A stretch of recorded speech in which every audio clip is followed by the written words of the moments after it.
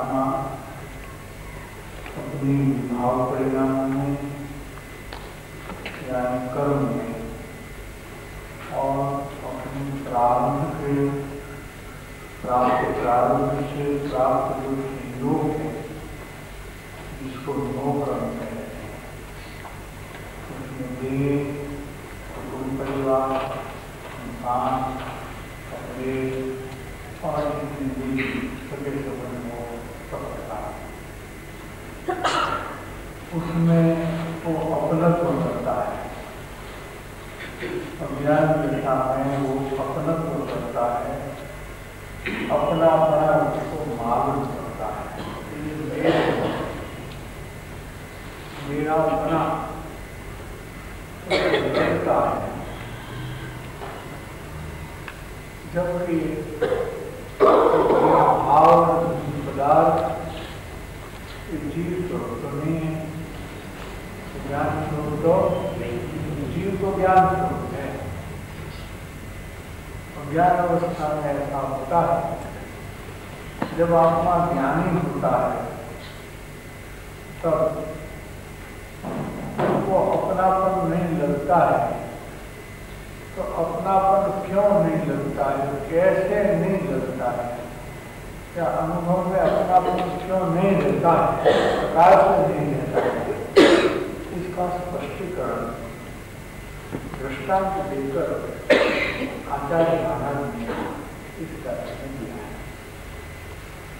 कि जैसे कोई कुम्हार है वो घड़ा बनाता है, फिर भी मिट्टी से घड़ा बना है, क्योंकि मिट्टी जो पिंड रूप थी वही व्यापक होकर घड़ा होती है। मिट्टी और घड़े में व्यापक संबंध है, कुम्हार और घड़े में व्यापक संबंध नहीं है।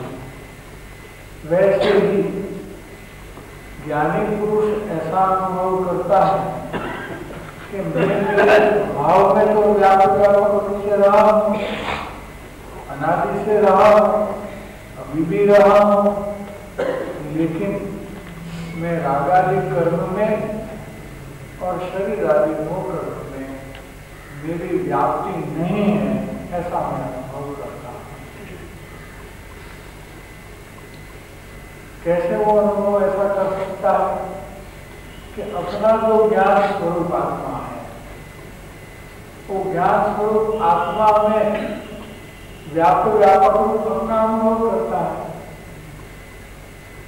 व्यापक रूप से अपने स्वरूप में, अपने स्वभाव में अपनापन का अनुभव होता है, तब उसी आत्मा को राग में और शरीर में अपनापन का व्यापक रूप से अनुभव तो हो ही नहीं सकता, क्योंकि आत्मा उसमें व्यापक रूप हुआ भी नहीं है।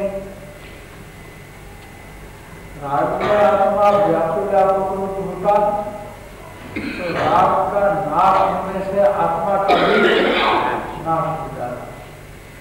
शरीर में आत्मा व्यापक रूप होता तो शरीर का नाश होने से आत्मा का भी नाश हो जाता। जबकि ऐसा बनता नहीं, खूब प्रत्यक्ष है। तो ये तो वस्तु स्थिति हुई कि आत्मा अपने स्वरूप में व्यापक रूप है, आत्मा अपने स्वरूप को छोड़ न विभाग कर्म में व्यापक रूप है, न शरीर आदि नो कर्म में भी व्यापक रूप है। तो ऐसी वस्तु स्थिति, ऐसे वस्तु स्वरूप का जो अनुभव करता है, जैसा वस्तु का स्वरूप है वैसा ही अनुभव करना, इसी को ज्ञान कहते हैं। और अन्यथा अनुभव करना, इसी को अज्ञान कहते हैं। तो आचार्य महाराज ने ये बात स्पष्ट कर दी कि जब आत्मा ज्ञानी होता है तो व्यापक रूप से उनको कर्ता होने की असिद्धि होने से वो कर्ता होकर के रागादि विभाव को या शरीर आदि होकर के परिणाम को कर्ता होता नहीं है, या कर्ता ऐसा अनुभव उसको होता नहीं है। वो स्वयं होते हैं ऐसा अनुभव होता है। मैं करता हूँ तो होता है ऐसा अनुभव नहीं होता है, वे सहज स्वयं अपने आप में होता है ऐसा अनुभव होता है। तो कहते हैं कि स्वयं अपने आप में अनुभव होता है ऐसा कैसे पता चला?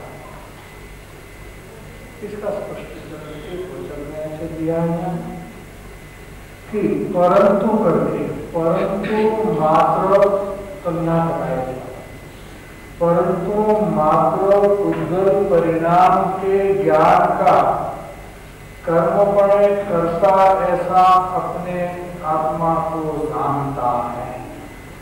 उज्ज्वल परिणाम का ज्ञान होता है और ज्ञान का कार्य वो अपना कार्य है, और ऐसा कार्य मैं करता हूँ ऐसा मैं आत्मा हूँ, ज्ञान रूपी कार्य करता हूँ ऐसा मैं आत्मा हूँ, कि जिसमें कुदरती परिणाम प्रतिबिंबित होते हैं, मात्र जानने में आते हैं, लेकिन मैं करता हूँ ऐसा जानने में नहीं आता।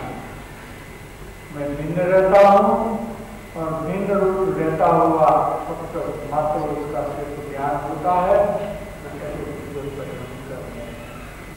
राजा जी रूप परिणमन कर रहे इसका भी ज्ञान होता है और शरीर आदि का भी ज्ञान का होता है।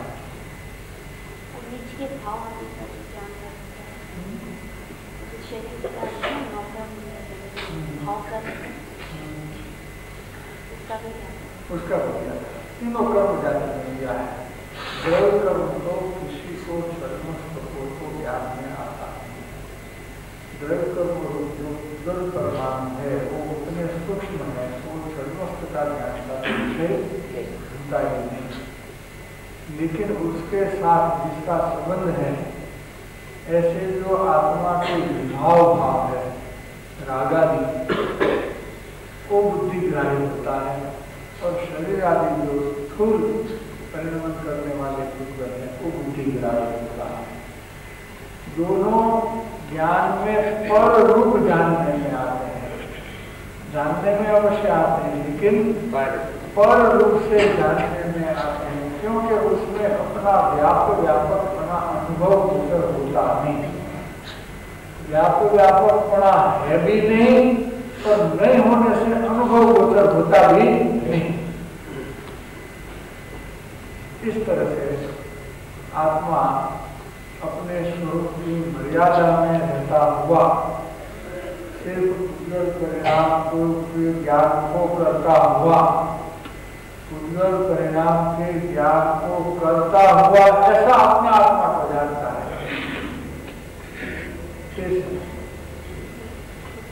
उज्ज्वल परिणाम के ज्ञान को कर्म रूप से करते हुए ऐसा अपना आत्मा को जानता है। अपना आत्मा को कैसा जानता है?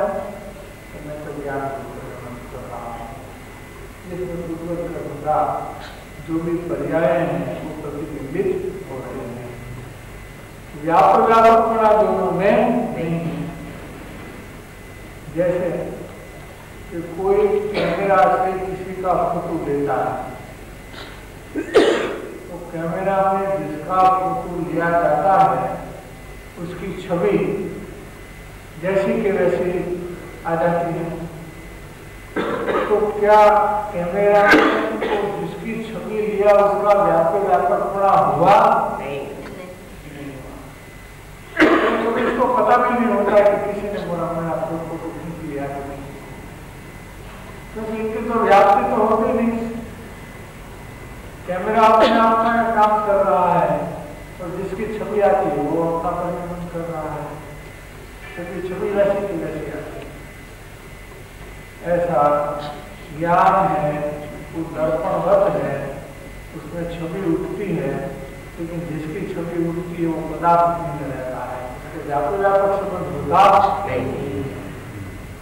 कर्ता कर्म अधिकार का जो मुख्य मुद्दा है वही है कि व्यापकपना हुए तो कर्ता कर्मपना संभवित है।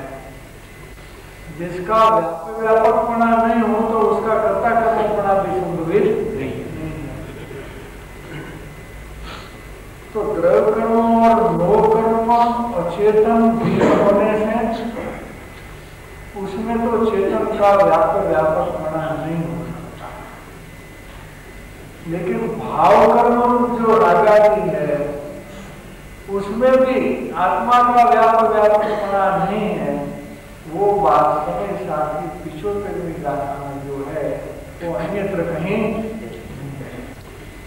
कितना भिन्न रखा है कि जैसा कुंभार और घड़ा में व्यापक भाव का असद भाव है, वैसा ही राग में आत्मा का असद भाव है। व्यापक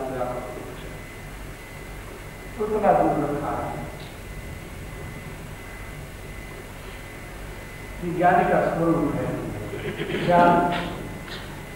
ज्ञानी को कैसे पहचाना जाए कि ज्ञानी का परिणमन में राग और परद्रव्य की क्रिया निमित्त निमित्त संबंध से दिखे तो भी ज्ञानी इससे भिन्न है ऐसा परिणमन दिखने में आवे तो बराबर ज्ञानी पहचाना जाता नहीं।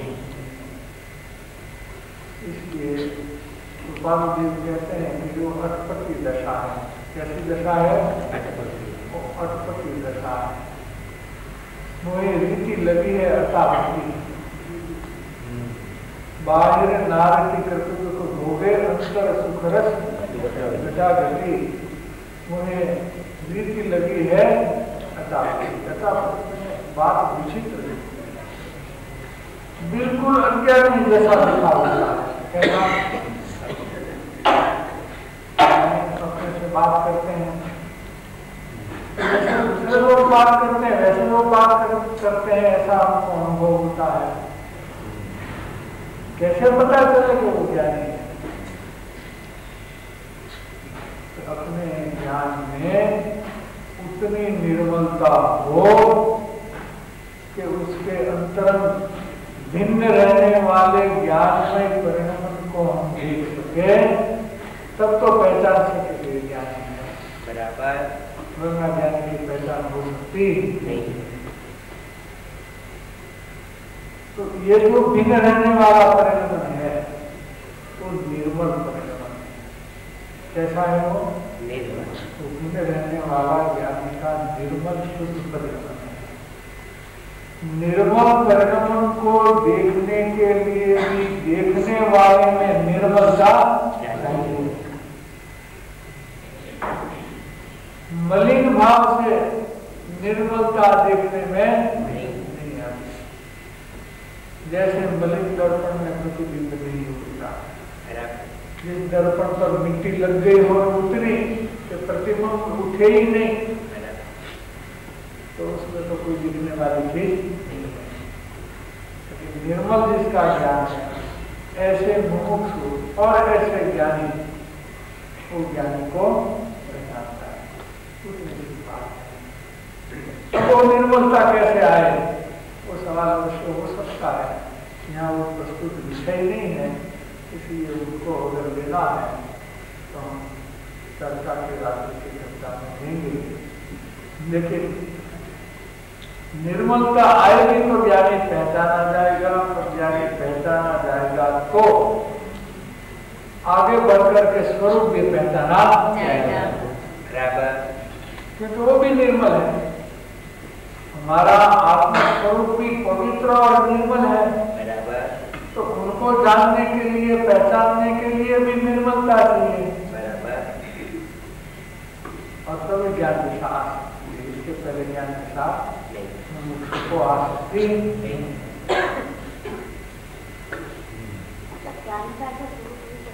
निष्क्रिय कहलाने वाले रास्ते भी कभी संग नहीं करते नहीं।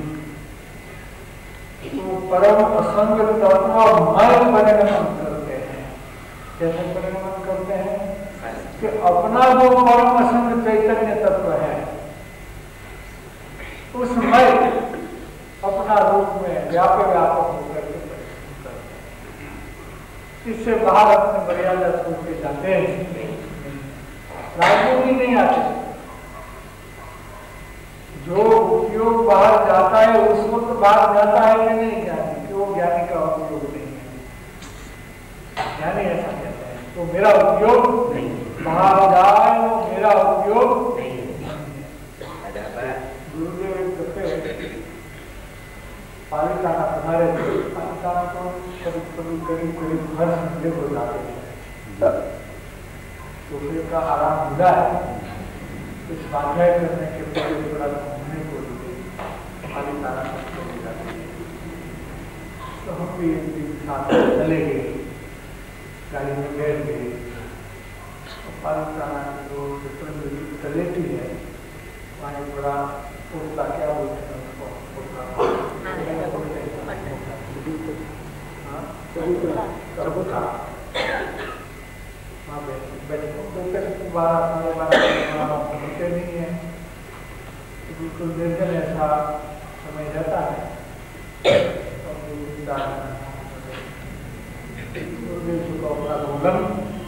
चलता रहता है। तो वैसे सब मौन थे, लोग बोले थे। देखिए प्रवचन साल का 172 गाथा का 20 बोल में से 9वां बोल गया। क्या बोले कि आत्मा का उपयोग को कोई हरण कर सकता नहीं। हरण मैंने किडनैपिंग, क्या आत्मा के उपयोग को किडनैप कर सकता नहीं है, ऐसा अमरचंद्राचार्य का वचन है। तो कौन कहता है कि ज्ञानी कहता है कि मेरे उपयोग को कोई हरण नहीं कर सकता, खुद ही बोले। तो फिर प्रभु बोले, आचार्य महाराज को प्रभु करके बोले, अरे प्रभु आप ऐसा कहते हो कि उपयोग को कोई हरण नहीं कर सकते, तो उपयोग तो आपका बाहर जाता है, आप शास्त्र लिखते हो, उसको तो आपका उपयोग तो बाहर गया। तो क्या बोले, तो बाहर गया वो मेरा उपयोग नहीं, जो बाहर गया वो मेरा उपयोग नहीं। तो जो उपयोग बाहर जाता है उसमें भी वो अपनत्व नहीं करते, तो राग में तो कहां से करते होंगे। फिर से जो ज्ञान का उपयोग बाहर जाता है वहां भी ज्ञानी कहते नहीं, तो स्वरूप में एकत्व करके रह जाते हैं। तो राग में ज्ञानी आता है, वो समझाने की कोई जरूरत नहीं। तो प्रवचन ऐसी बात है। तो बात है, इसका रहस्य समझ में आए कि ज्ञानी परिणमन कैसे करते हैं। ये तो समझ में आ जाए तो ज्ञानी का स्वरूप समझ में आ जाए।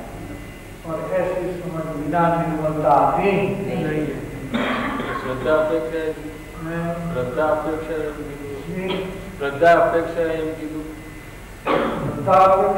मतलब श्रद्धा अपेक्षा तो ज्ञानी आत्मा में रहते हैं और ज्ञान अपेक्षाएं बाहर चले जाते हैं।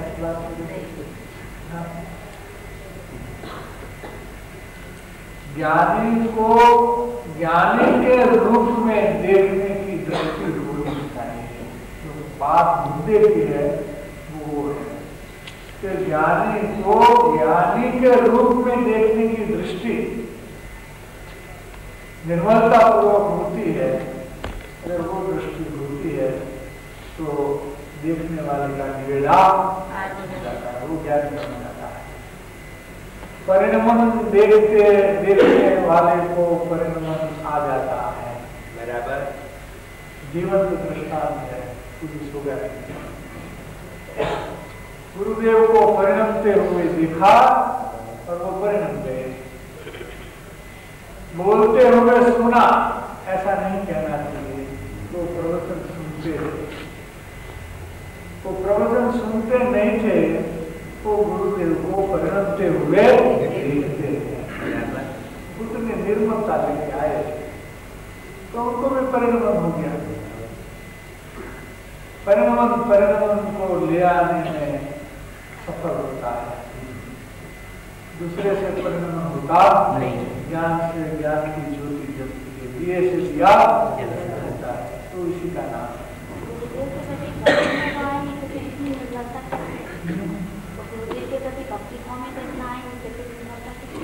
बिना भक्तिभाव संकट आ गई क्या? 600 मील की मुसाफरी बिना भक्तिभाव कर ली क्या? अजमेर में जब आत्मधर्म हाथ में आया तो उसी वक्त उसमें जो गुरुदेव का चित्र था उसको अर्घ चढ़ाया था क्या? चित्र को अर्घ चढ़ाया जा सकता है क्या? दिगंबर संप्रदाय वाले जो हाथ है मूल दिगंबर है वो क्या कहेंगे? प्रतिमा जी को अर्घ चढ़ाया जा सकता है, देवगुरु शास्त्र को अर्घ चढ़ाया जा सकता है, समय दृष्टि को अर्घ चढ़ा सकते हैं। तो ये तो समय दृष्टि की छवि थी, समय दृष्टि की नहीं था। हाँ? तो फोटो थी उसको भी अर्घ चढ़ाया। उनके लिए फोटो नहीं था। उनके लिए फोटो नहीं था, उनके लिए वो गुरुदेव था। फोटो में गुरुदेव का दर्शन किया क्या? हम फोटो में फोटो का दर्शन करते हैं। हाँ? हमारी छवि ऐसा नहीं करते हैं। ग्रुप फोटो में भी 25 आदमी में एक भी हमारी छवि हो ना तो हमारा दर्शन देखो ये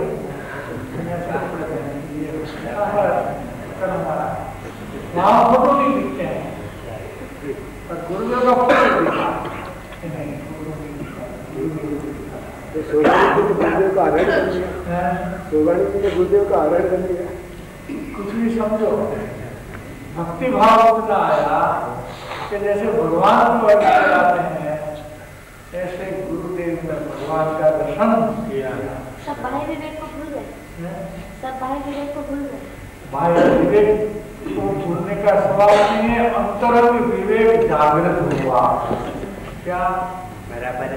अंतरंग विवेक जागृत हुआ, उसको महाविवेक कहते हैं। क्या कहते हैं? विवेक नहीं कहते हैं, उसको महाविवेक कहते हैं, परम विवेक कहते हैं। वो जागृत हुआ, वो जागृत हुआ तो भगवान का स्वरूप दिखाया।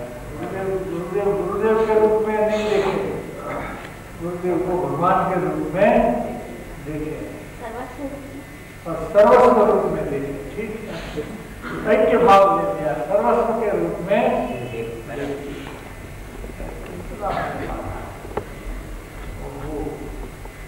मेरे परम कल्याण का, मेरे परम कल्याण का क्या कहना? निमित्त मत कहना। बराबर? परम कल्याण का निमित्त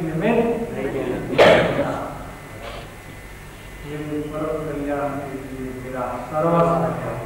क्या निमित्त नहीं है किंतु मेरा सर्वस्व है। ऐसी भक्ति जगे तब तो निर्मलता आए तो उसका दर्शन हुए।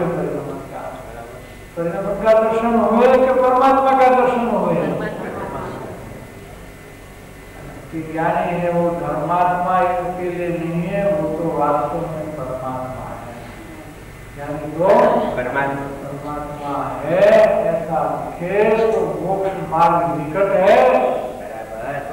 223 में लिखा है, ज्ञानी में परमात्मा दिखे तो मोक्ष मार्ग निकट है, वरना मोक्ष मार्ग निकट है, दूर है।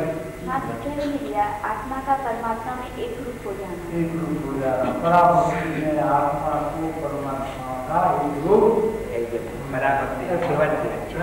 पराभक्ति की छेवट भी अच्छे। पराभक्ति की सीमा है तो असीम की सीमा है, क्योंकि परमात्मा को भी हद होगी।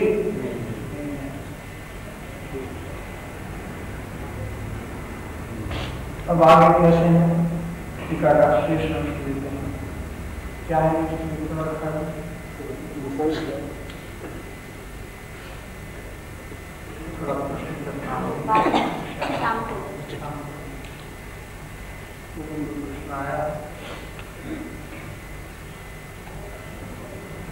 सत्य सुधार साधन देव निरंजन योग निर्दोष किशोर युवती पद है कृपा का क्या क्या इसका अर्थ चल रहा है आ सकता है, सभी दिखाई की गाथा चलती है, उसको ठीक हो सकता है। हाँ जो भी विषय चलता है हमारे सामने, जो आगम है परमागम है, उसको विषयांतर करें तो उसमें शास्त्र टीका है विनय है। जो सामने विषय आचार्य महाराज के वचन है उनका स्वाध्याय चलता है तो वही उसके अनुसंधान में जो कोई प्रश्न है तो है, लेकिन विषय को छोड़ करके विषय विषयांतर नहीं। क्या कहते हैं कि उद्गत परिणाम का ज्ञान आत्मा का कर्म वो किस प्रकार से कि उद्गत परिणाम का ज्ञान को कर्म रूप से करता हुआ ऐसा अपना आत्मा को जानता है। तो उद्गत परिणाम का ज्ञान किस प्रकार से आत्मा करता है, ये प्रश्न उठाया है। उसके सामने कहते हैं कि परमार्थ से उद्गल परिणाम का ज्ञान हो और उद्गल को घट और कुम्हार की जैसे व्यापक भाव का अभाव होने से कर्ता कर्मपणि एक सिद्धि है। क्या है कि उद्गल परिणाम का ज्ञान और उद्गल दोनों में व्यापक भाव का अभाव है। किस दृष्टांत से कि कुम्हार करके दृष्टांत है। इसलिए कुम्हार ने घड़ा किया ऐसा कथन मात्र है, वस्तु स्वरूप में नहीं है, क्योंकि घड़ा में तो कुम्हार का व्यापकपना तो है ही नहीं। उस तरह से उद्गल परिणाम में और ज्ञान में व्यापकपने का अभाव है। ज्ञान राग में व्यापक रूप होता नहीं, राग ज्ञान में व्यापक रूप होता नहीं। अगर हो जाता तो क्या हो जाता कि ऐसा तो कभी जो अशक्य है वो संभव हो सकता नहीं। ज्ञान का नाश होता वो तो होता नहीं, ज्ञान का नाश तो कभी होता नहीं है। राग का नाश होता है, ज्ञान का नाश होता वो प्रत्यक्ष है। दोनों की सत्ता भिन्न भिन्न है। हाँ, दोनों की सत्ता भिन्न भिन्न है। तो अपनी सत्ता में पर सत्ता का अभाव अनुभव में आता है, अपनी सत्ता में स्वपणा का अनुभव होता है, पर सत्ता का अभाव अनुभव में आ जाता है। इसलिए बाहर नार की कर्तव्य भोगे अंतर सुख रस, क्यों कि नारकी की वेदना की सत्ता में अपना आत्मा के ज्ञान की सत्ता नहीं है। काम में कहाँ आता है, वेदना होती है तो जीव को बहुत पीड़ा होती है, दुख होता है। क्यों कि वेदना की जो असाता की परमाणु की सत्ता है उसमें वो अपनी सत्ता का भ्रांति से अनुभव करता है नहीं अपनी सत्ता, लेकिन भ्रांति से अनुभव करता है। जैसे रस्सी में सर्प का अनुभव होता है तो भय लगता है, अरे सर्प पड़ा है, भागो काट लेगा, लेकिन वहां तो रस्सी है तो काटेगा कहाँ से। वैसे भ्रांति से उद्गत परिणाम में वेदना की सत्ता में अपनी सत्ता का अनुभव करने वाले को दुख होता है। ज्ञानी अपनी ज्ञान सत्ता में ज्ञान का अनुभव करता है, वेदना की सत्ता का अनुभव करता नहीं है, तो उसको वेदना का दुख होता नहीं। ज्ञानी को वेदना का दुख नहीं होता है। इसका समस्त दृष्टांत नारकी का दे दिया। नरक के क्षेत्र में रहा हुआ व्यवहार निश्चय के क्षेत्र में ज्ञानी को नरक की वेदना का दुख नहीं। वेदना पूर्व कर्म के निबंधन से आई तो सही, लेकिन इसका दुख नहीं हुए ऐसा कोई चमत्कार होता है तो ज्ञान दशा में हो सकता है। बराबर। ज्ञान दशा में ऐसा चमत्कार हो सकता है कि जिससे वेदना होते हुए भी उसकी पीड़ा का कुछ भोगना पड़े नहीं। आप बताइए।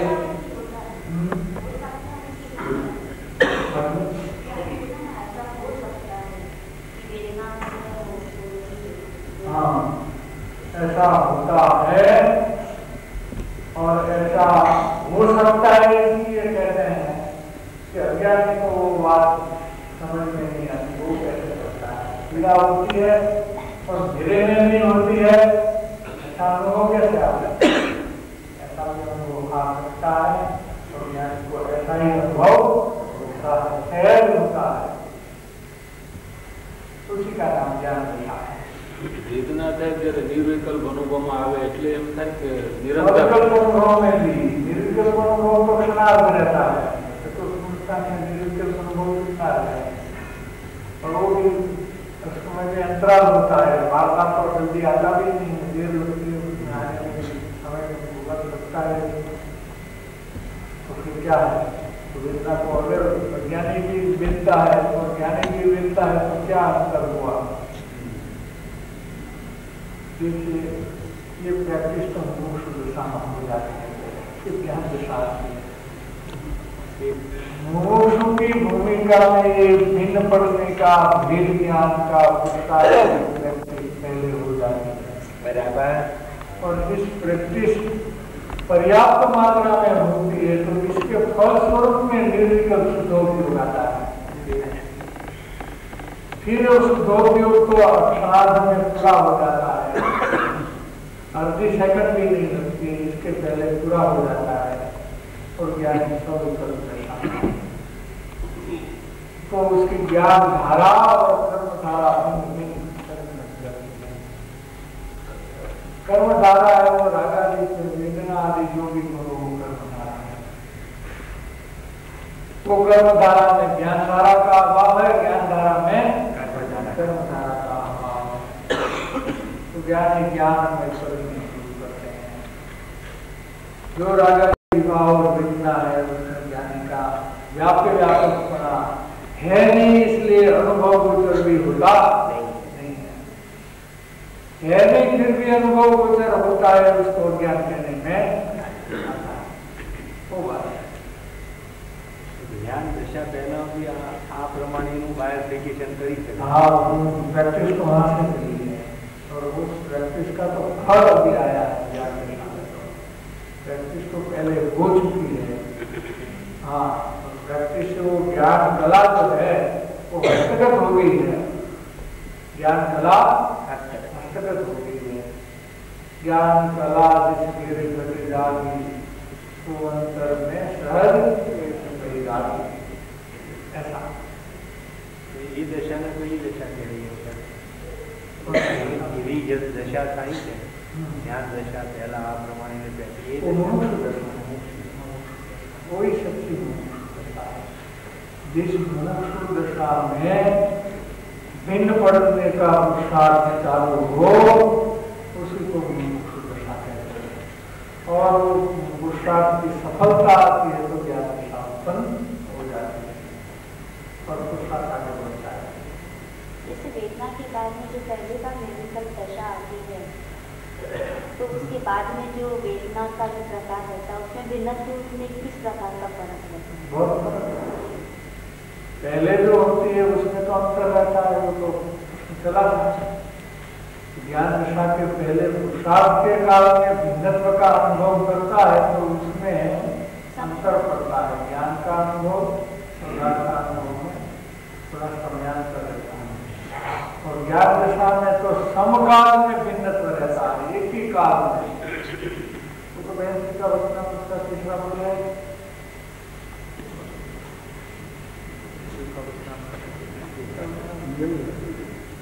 उठा गया कोई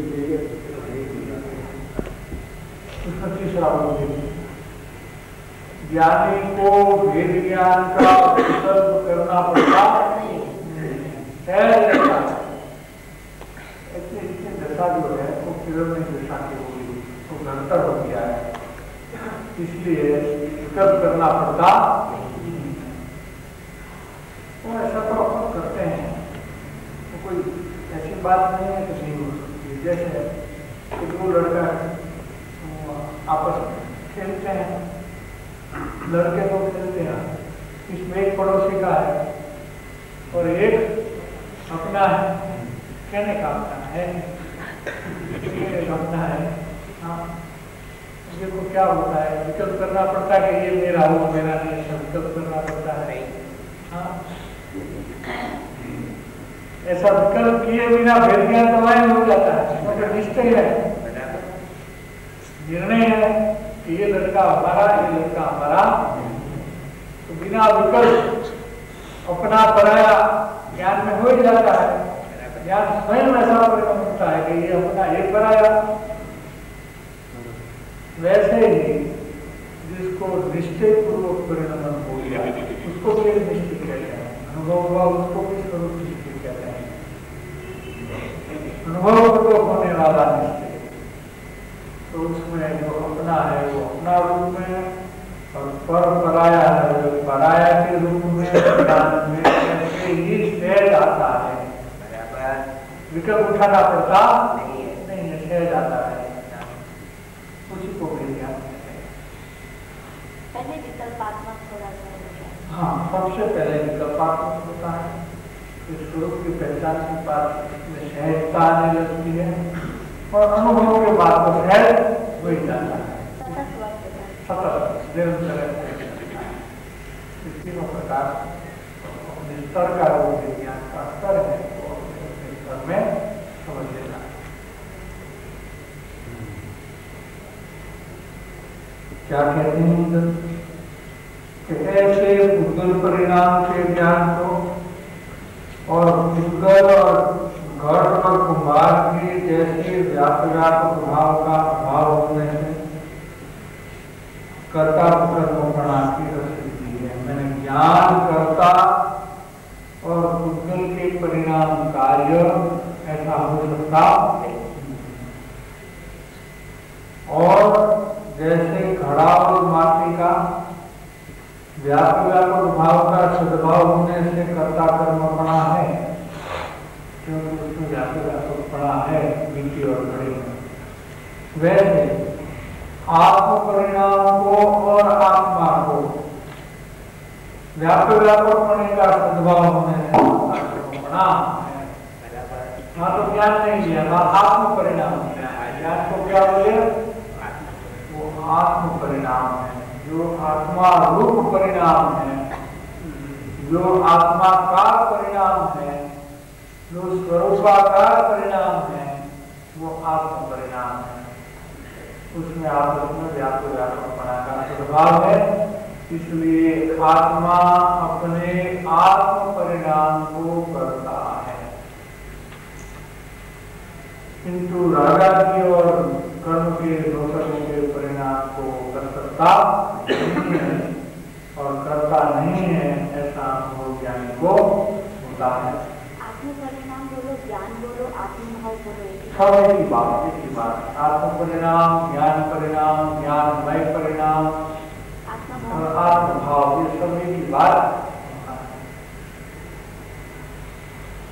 इसलिए आत्म परिणाम और आत्मा को व्यापक भाव का सद्भाव होने से कर्ता कर्मपणा है। आत्मद्रव्य स्वतंत्र व्यापक होने से, बहुत टीका में स्पष्ट कर दिया है, आत्मद्रव्य स्वतंत्र व्यापक होने से आत्म परिणाम का ज्ञानी के उज्जवल परिणाम के ज्ञान का करता है। उज्जवल परिणाम का ज्ञान है, उज्जवल परिणाम नहीं है, लेकिन इसका ज्ञान अवश्य है कि उज्जवल कैसा है, राग कैसा है, राग तीव्र है, राग मंद है, राग शुभ है, राग अशुभ है, शरीर कैसा है, बीमार है, सहता है, असहता है, सब ज्ञान होता है। लेकिन अव्यापक हो करके ज्ञान होता है, व्यापक होकर के ज्ञान नहीं होता है।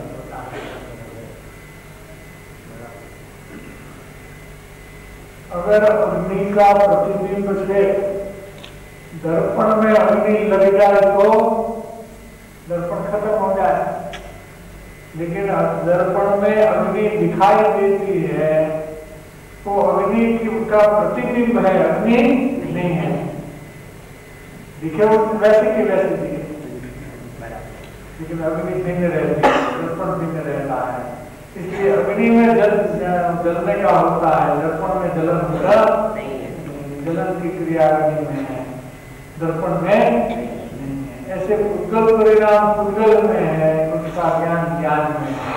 ज्ञान में पुद्गल परिणाम नहीं, पुद्गल में ज्ञान परिणाम।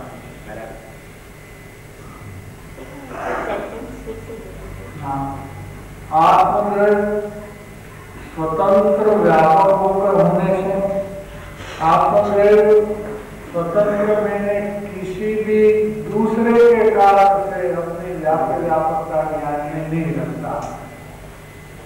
पुद्गल परिणाम का ज्ञान होता है तो पुद्गल का कारण नहीं है इसमें। बराबर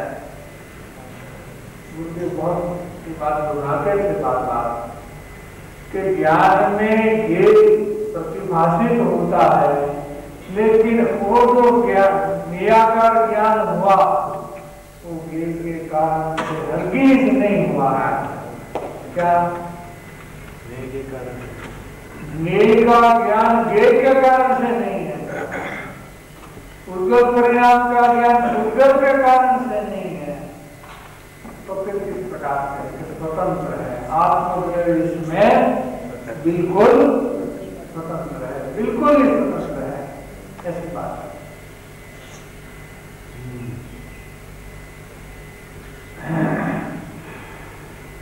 आत्मज्ञान स्वतंत्र व्यापक होने से आत्म परिणाम का यानी कि पुद्गल परिणाम के ज्ञान का करता है। पुद्गल परिणाम का करता नहीं है, लेकिन इस संबंधित ज्ञान का करता है, और वो स्वतंत्र रूप से करता है अपने ज्ञान को।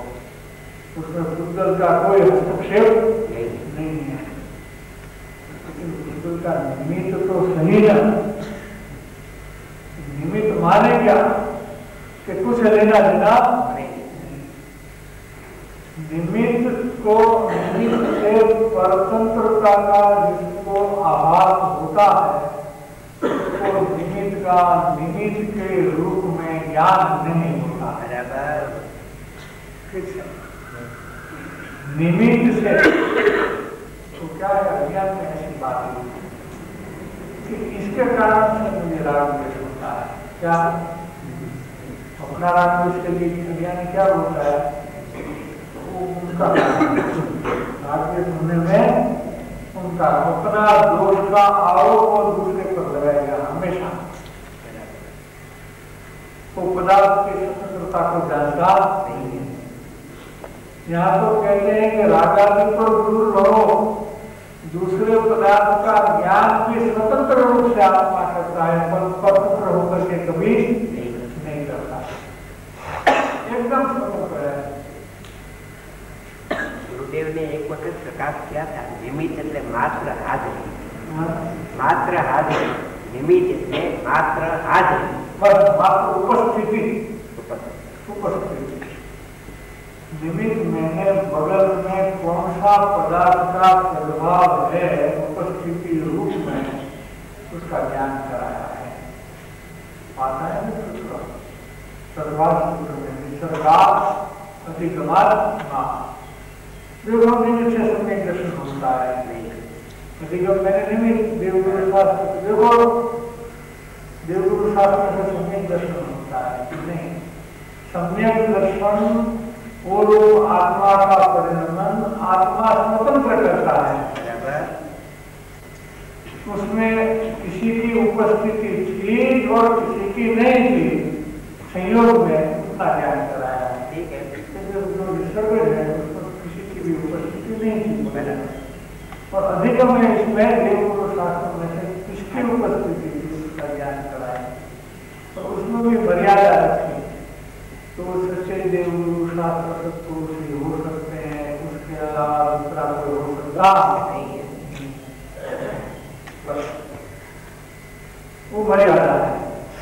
कोई अज्ञानी भी नहीं हो सकता, गुरु भी नहीं हो सकता, देव भी नहीं हो सकता। वो मर्यादा निश्चित करनी है। लेकिन वहां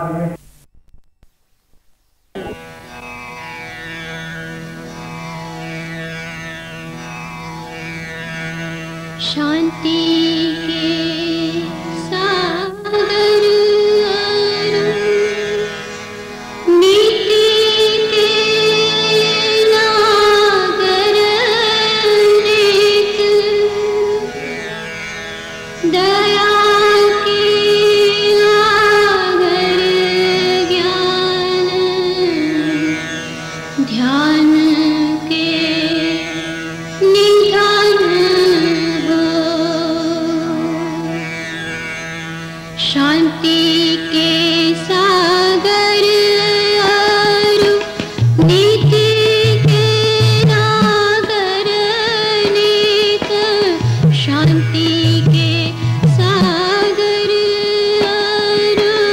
नीति के नागर नेक दया के आगर ज्ञान ध्यान निधान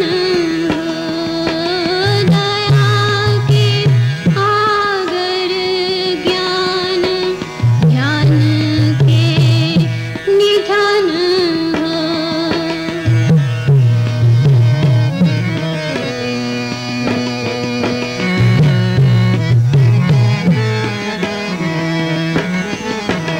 शुद्ध बुद्धि ब्रह्मचारी मुख बानी पूर्ण प्यारी शुद्ध बुद्धि ब्रह्मचारी मुख बानी पूर्ण प्यारी सबन के हितकारी धर्म के उद्यान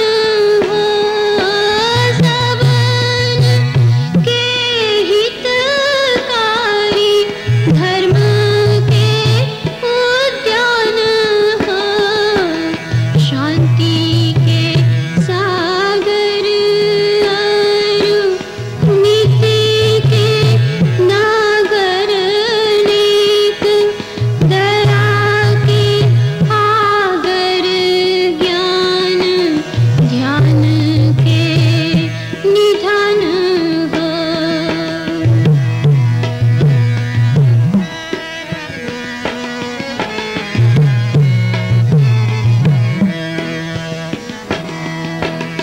राग द्वेष से रहित परम पुनीत नित्य राग द्वेष से रहित परम पुनीत नित्य गुण से खचित चित सज्जन सामान हो गुण से खचित चित सज्जन सामान